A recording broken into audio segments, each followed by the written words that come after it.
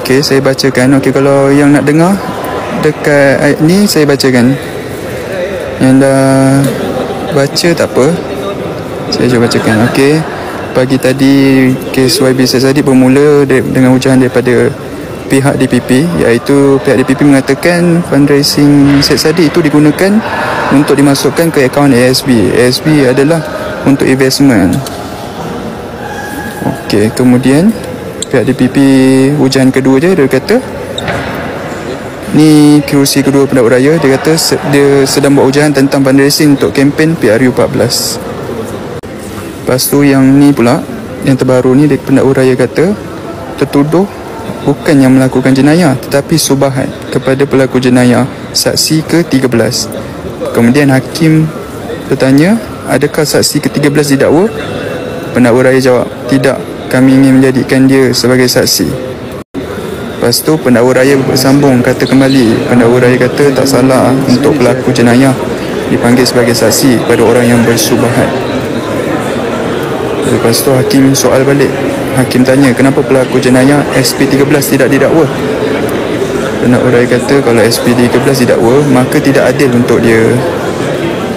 Kemudian hakim bertanya kembali, kalau SP13 tidak didakwa dan dilepaskan, adakah orang yang subahat itu masih lagi kira bersalah? Kemudian pendakwa raya pihak DPP cuba menjawab kembali. Dia kata tolong jangan terpengaruh dengan komen netizen. Dia kata dengan hakim jangan terpengaruh dengan komen netizen. Kemudian hakim balas kembali, ini mahkamah, kami tak risau komen netizen. Saya letakkan nasib saya di tangan Allah Subhanahu Wa Taala dan sistem kehakiman dan pertukangan negara yang saya hormati amat. Terima kasih. Assalamualaikum. Kes ini akan dibuat pada minggu depan untuk ditetapkan tarikh bagi keputusan rayuan. Cuma tadi kita dah dengar hujah-hujah yang dikemukakan oleh pihak pembelaan. Saya nak rumuskan semudah yang mungkin lah. Pertama sekali, bagi pengeluaran dana armada berjumlah RM1 juta, yang jelas tidak ada 1 sen pun diambil oleh saya pergi ke akaun saya atau dibelanjakan untuk tujuan peribadi, tetapi dibelanjakan bagi program-program kebajikan parti. Dan bagi charge kedua, ketiga dan keempat, di mana ada kata bahawa RM120,000 masuk ke akaun saya dan selepas itu RM100,000 masuk ke akaun ASB. Tadi kita sendiri sudah dengar bahawa sebelum fundraising dinner itu dibuat pun sudah ada pengeluaran duit saya sendiri daripada ASB akaun saya untuk tujuan perbelanjaan kempen, dan pada masa yang sama dengan bukti-bukti resit yang jelas bahawa saya telah pun membelanjakan melangkaui RM170,000, melebihi RM120,000 yang telah pun kita berjaya fundraise.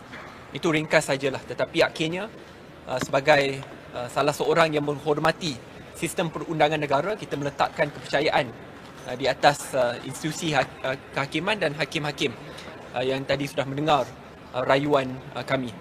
Hai semua, just a short update. RM50,000 lagi saya sumbangkan bagi MUA dan mangsa banjir di Johor. Tak cukup jadi model Prima Valley, kali ni saya jadi jurujual live bersama Dr. Kardin dan pelakon dalam iklan Kitsui. 100% pendapatan yang saya dapat, saya kembalikan 100% bagi MUA dan Johor. Saya dapat RM20,000 bagi kerja jurujual live bagi Dr. Kardin. RM10,000 saya sumbangkan bagi pembelian pampers dan barang elektronik. Lagi RM10,000 cash saya sumbangkan ke NGO yang bantu mangsa banjir di Johor. Saya dapat RM30,000 bagi kerja pelakon dalam iklan Kitsui. Saya sumbangkan ke semua RM30,000 ke Pusat Khidmat Parlimen MUA bagi urusan pembayaran pejabat dan gaji staf saya. Dah lebih 400 hari MUA tidak dapat peruntukan parlimen yang dijanjikan. Dengan itu, gaji staf, sewa pejabat, segala jenis bantuan, semua saya kena usaha sendiri. Alhamdulillah, sampai ke hari ini, kerana berkat doa dan bantuan kalian semua, saya masih mampu bertahan untuk teruskan misi bantuan di MUA. Pejabat dan staf pun masih bergaji. Sejujurnya, selain mengamalkan Fastabiqul Khairat, di mana kita berlomba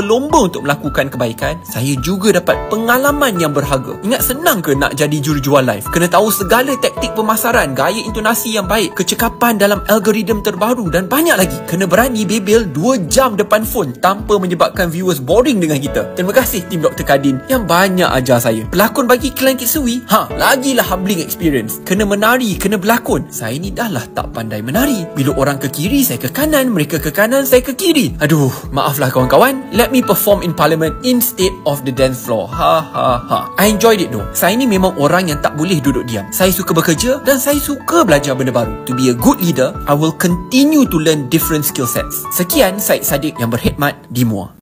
Terima kasih kerana menonton video di My Paparazzi. Jangan lupa subscribe dan tekan loceng. Bye, jumpa lagi.